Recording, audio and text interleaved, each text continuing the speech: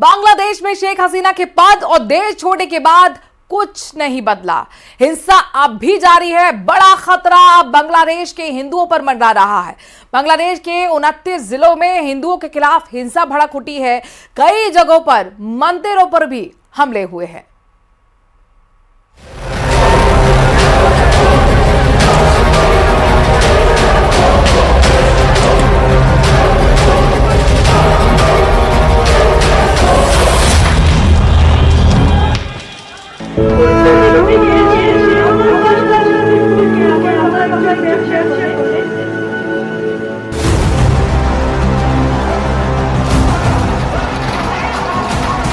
बांग्लादेश में हिंदू विरोधी जमात, कट्टरपंथी चेहरा, आंदोलन सिर्फ मोहरा। हसीना के जाते ही खूनी खेल शुरू।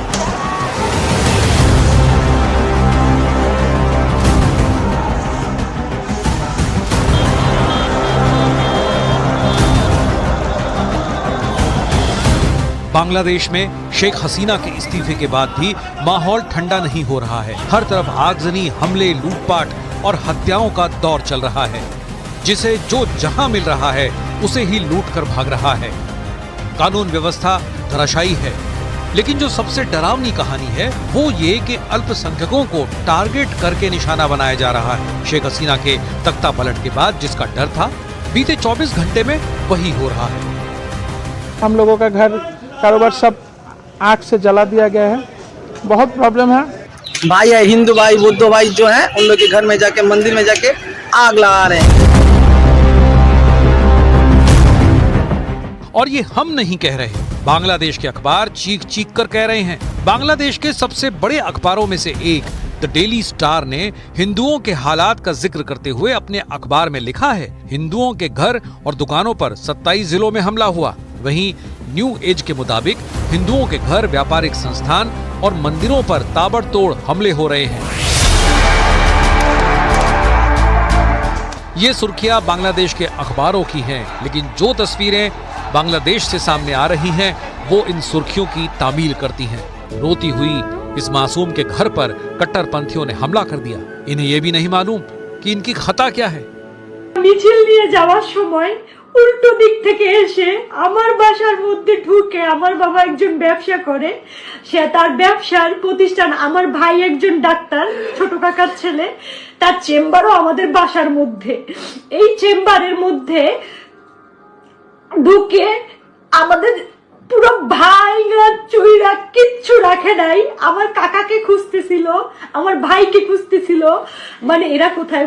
আমার মা বাইরে ছিল, আমার মা শুধু নিরুপায় হয়ে দাঁড়ায় দেখতেছে যে ঘরে ফ্যান বলেন, খাবার জলের জগ বলেন, একটা গ্লাস বলেন, কিচ্ছু রাখে নাই। পিটাই ভাঙে ফেলাইছে। বাবা যতটুকু পারছে ছবি তুলছে এবং বাবারে মারছে।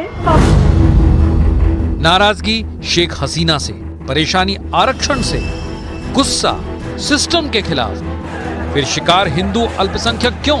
शेख हसीना के तख्तापलट के बाद से राजधानी ढाका में स्थित भारतीय सांस्कृतिक केंद्र में तोड़फोड़ की गई। 2 हिंदू पार्षदों की हत्या की खबर है। काजल रॉय के अलावा रंगपुर जिले में अवामी लीग के हराधन रॉय की गोली मारकर हत्या कर दी गई। खबरों के मुताबिक हराधन रॉय को पीट कर उनकी हत्या कर दी गई। ढाका में इस्कॉन मंदिर पर हमला किया गया और इसके साथ ही बांग्लादेश के 27 जिलों में हिंदुओं पर हमले हुए। हिंदुओं की दुकानों में तोड़फोड़ और लूटपाट की गई। एक ही जिले में 12 हिंदुओं के घर जलाए गए। पंचगढ़ में हिंदुओं के घरों में लूटपाट के बाद तोड़फोड़ की गई। दिनाजपुर में 10 हिंदुओं के घरों पर हमला किया गया। लक्ष्मीपुर में 300 लोगों ने हिंदुओं पर हमला बोल दिया। उपद्रवियों ने कई मंदिरों पर भी हमला किया। कई मंदिरों को आग के हवाले कर दिया। जब देश का प्रधानमंत्री को अपने आवास को छोड़कर भागना पड़ा, हमारे एक मंदिर में भी बम फेंका गया। वहाँ के डेटीज हैं वो क्षतिग्रस्त हुए। ऐसा नहीं है कि बांग्लादेश में हिंदुओं के खिलाफ माहौल कोई नया है। जिस बांग्लादेश में जो 1947 में पूर्वी पाकिस्तान कहलाता था, हिंदुओं की आबादी 22% थी, वो साल दर साल घटते हुए 2022 में महज 7.9% रह गई। ये आंकड़े कहते हैं कि बांग्लादेश में भी हिंदुओं के लिए सब कुछ अच्छा नहीं था, लेकिन शेख हसीना की सरकार में सरकारी स्तर पर हिंदुओं को थोड़ी बहुत राहत मिलती रही। पर अब बांग्लादेश में भी हिंदुओं के हालात पाकिस्तान जैसे होने का डर सता रहा है। बांग्लादेश में रविवार को शुरू हुई हिंसा अब तक जारी है। बांग्लादेश से बहुत बड़ी खबर आ रही है। वहां पर जेसोर जिले में प्रदर्शनकारियों ने एक 5 स्टार होटल में आग लगाकर 24 लोगों को जिंदा जला दिया। गुस्साई भीड़ ने अवामी लीग पार्टी के एक नेता के जावेद इंटरनेशनल होटल में आग लगा दी। इस आगजनी में होटल में मौजूद 24 लोग जिंदा जल गए। खबर है कि बांग्लादेश में अवामी लीग सरकार का विरोध करने वाली उग्र भीड़ ने होटल के ग्राउंड फ्लोर पर आग लगा दी, जो ऊपर तक पहुंच गई थी। देखते ही देखते होटल से आग की लपटें उठने लगी।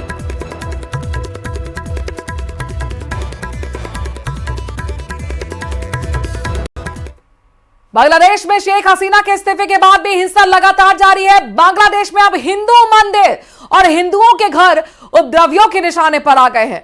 वहां से कई ऐसी तस्वीरें भी सामने आई हैं जिनमें कई मंदिर में आग की लपटें दिखाई दे रही हैं, जबकि हिंदुओं के घरों को भी निशाना बनाया जा रहा है। पंचगढ़ में हिंदुओं की दुकानों और घरों पर हमला किया गया। एक ही जिले में 12 घरों को आग लगा दी गई, जबकि दिनाजपुर में 10 घरों को उपद्रवियों ने जला दिया। खबर है कि लक्ष्मीपुर में 300 लोगों ने एक साथ हिंदुओं के घर पर हमला बोल दिया। उधर इस्कॉन मंदिर ने भी तोड़फोड़ का वीडियो जारी किया है। इस्कॉन ने दावा किया है कि कई मंदिरों में आग लगा दी गई है।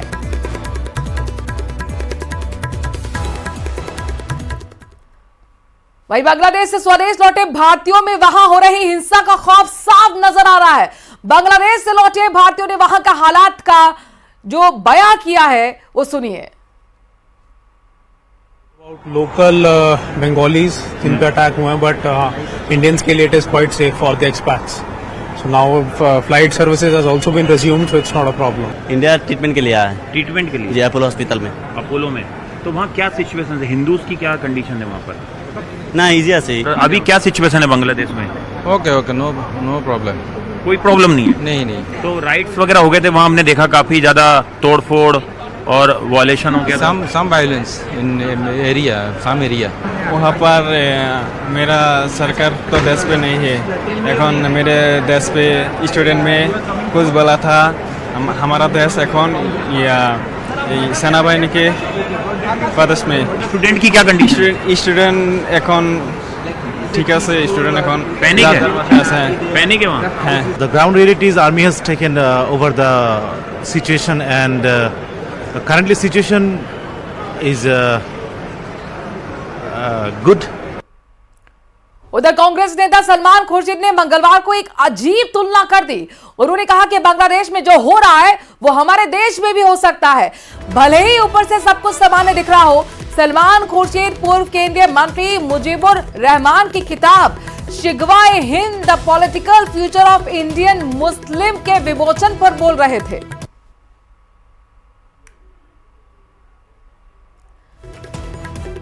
तो कांग्रेस नेता सलमान खुर्शीद का विवादास्पद बयान आया है। उन्होंने तुलना भारत से बांग्लादेश की कर दी। उन्होंने कहा कि जो इस वक्त बांग्लादेश में हो रहा है, जो हालात बने हुए हैं, वो हमारे देश में भी हो सकता है, भले ही ऊपर से सब कुछ सामान्य दिख रहा हो, सही दिख रहा हो।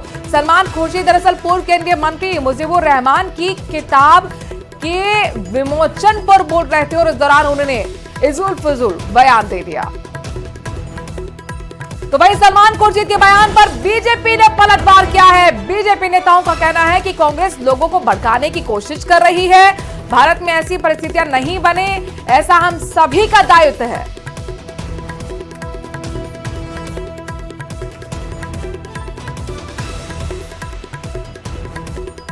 तरफ तो कांग्रेस पार्टी कहती है कि बांग्लादेश में जो स्थितियां बन रही है, घटनाक्रम हो रहा है, उसको लेकर भारत सरकार के साथ वो खड़ी है, भारत सरकार के स्टैंड के साथ वो खड़ी है। परंतु दूसरी ओर कांग्रेस के नेता, इंडिया अलायंस के नेता, चाहे सलमान खुर्शीद हो, चाहे संजय राउत हो, चाहे इल्तिजा मुफ्ती हो, महबूबा मुफ्ती की बेटी हो, ये नेता लगातार भड़काने की कोशिश कर रहे हैं। अब सलमान खुर्शीद कहते हैं कि जो बांग्लादेश में हुआ वो भारत में भी हो सकता है।